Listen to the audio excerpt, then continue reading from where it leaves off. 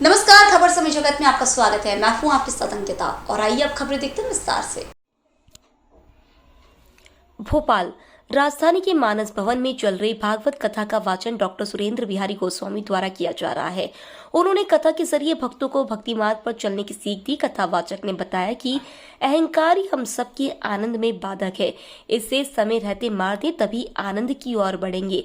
वहीं कार्याध्यक्ष रघुनंदन शर्मा ने बताया कि सनातन संस्कृति में जो महत्वपूर्ण सास है उसमें भागवत महापुराण भी एक बहुत ही श्रेष्ठ स्वास्थ्य एक प्रेरणादायी शास्त्रीय भागवत कथा में समस्त अवतारों का और ऐसे अनेक प्रसंगों का वर्णन है जो समाज में चरित्र निर्माण करता है और मनुष्य को देवत्व की ओर ले जाने का प्रयत्न करता है। उन्होंने कहा कि मुक्ति का ग्रंथ है भागवत महापुराण, मृत्यु से मोक्ष तक की कथा है। भागवत पुराण और श्राद्ध पक्ष में श्रीमद् भागवत महापुराण कथा का श्रवण करने का विशेष महत्व माना जाता है। देखिए,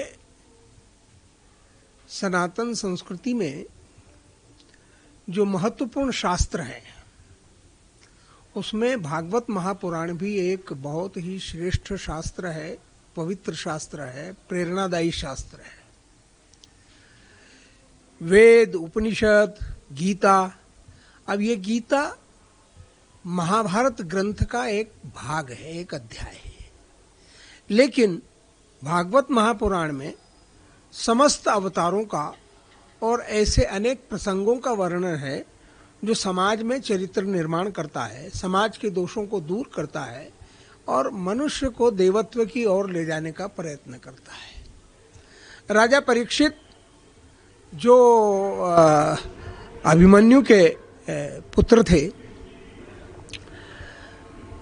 उनके मोक्ष की ये कथा है। अर्थात मनुष्य प्रत्येक जो जगत में आया है उसकी मृत्यु सुनिश्चित है, लेकिन मृत्यु के बाद का जो पड़ाव है वो मोक्ष है।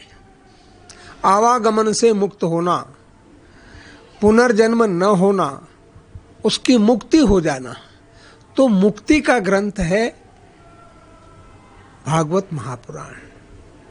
मृत्यु से मोक्ष तक की कथा है।